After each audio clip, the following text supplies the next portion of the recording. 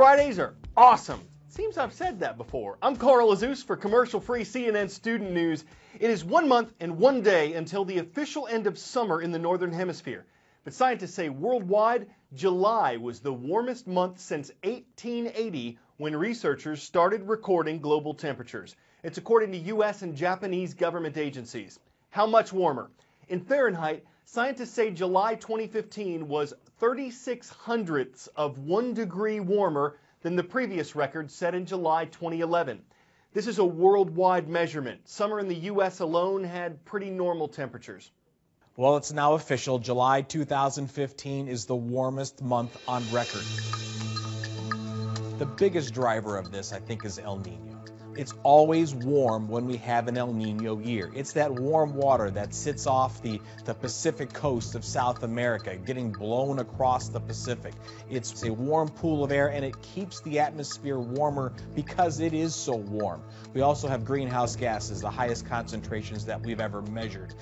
So where do these measurements come from? Thermometers on land, satellite measurements, looking down at the Earth, measuring temperatures remotely, and also ships at sea taking measurements as they cross the globe.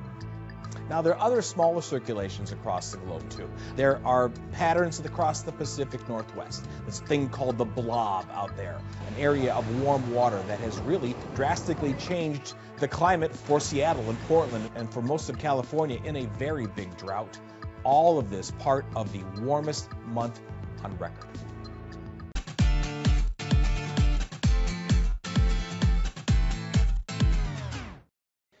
It's a mystery that started on March 8th of 2014. After taking off from Kuala Lumpur, Malaysia, heading to Beijing, China, Malaysia Airlines Flight 370 vanished with 239 people on board. Investigators believe the plane dramatically changed course during its flight and eventually went down somewhere in the Indian Ocean, far off the western coast of Australia. A possible clue emerged late last month on Reunion Island. This is a French territory located east of Madagascar in the western Indian Ocean, where debris from the plane might have drifted. A beach cleaning crew found part of an airplane wing. Malaysian officials say it's from Flight 370, but it's still being investigated. And investigators still don't know what happened to the plane or where any other wreckage might be. Veteran oceanographers tell CNN this could be the new front line of the search for MH370, which is why search teams are now looking off not only Reunion Island, but nearby Madagascar, the Seychelles Islands, Mauritius, Mozambique, and off the east coast of South Africa. The reason? A powerful stream of current circulating in the Indian Ocean called a gyre. It is a permanent circulation pattern in the Indian Ocean that runs counterclockwise. Starts off of the coast of Australia in the West Australian current, moves north, and then picked up in the southern equatorial current, moving east to west across the entire Indian Ocean basin before it turns south and then returns. Former U.S. Navy oceanographer Van Gurley says other parts of MH370 that could be found: seats or other objects with foam inserts or closed air pockets, characteristics which could cause something to float. Experts say that may be why this apparent piece made it to Reunion Island. But Gurley says if the missing plane is in the area off Australia where scientists think it went down, objects could also be found in the other direction, on the other side of Australia. Looking at the overall current patterns, at the end of 18 to 24 months, the red area, some debris could end up over here where we're talking now, but others could end up down here. I just thought I had a few weeks left. But I was surprisingly at ease. You know, I've had a wonderful life. I've had thousands of friends, and I've had an exciting and adventurous and gratifying existence.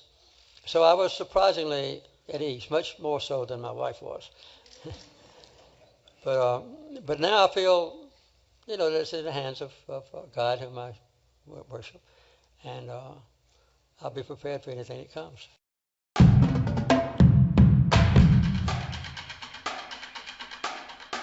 Earlier this month, former U.S. President Jimmy Carter was treated for a mass on his liver, but afterward, an MRI, an internal body scan, showed the 90-year-old leader has 4 cancer spots on his brain.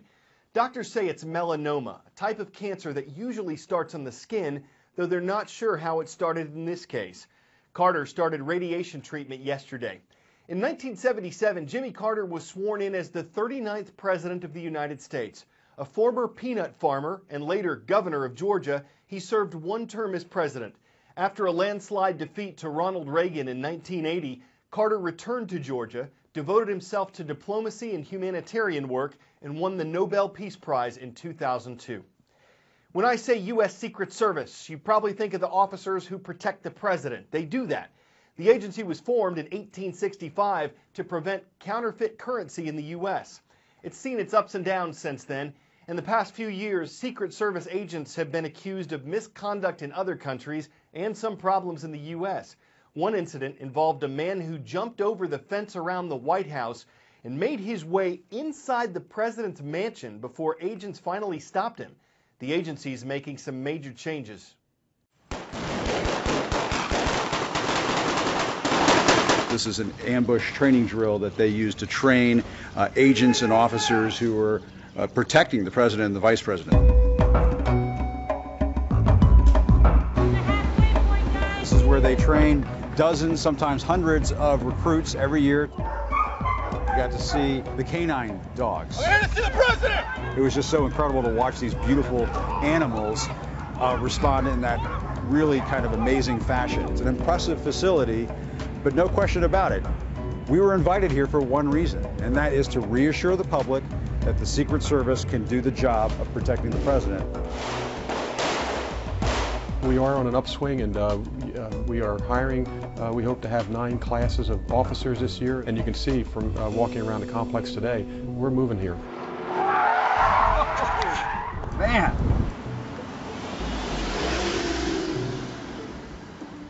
Joe Clancy worked in the Secret Service for many, many years, was part of the president's protective detail.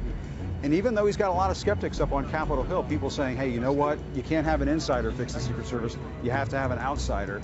Joe Clancy is trying to really go against that grain. The president has said he's confident in you. Do you feel confident that this Secret Service is where it needs to be to protect the president of the United States and his family? Well, to be honest, I never feel that I've turned the corner. And this agency should never feel that we've turned the corner. Every day is a new day. We've got to be prepared. Our viewership is on a roll, the call of the roll. Starting in Namibia, a nation in Southwest Africa, it's great to see you today at Windhoek International School. It's in the Namibian capital.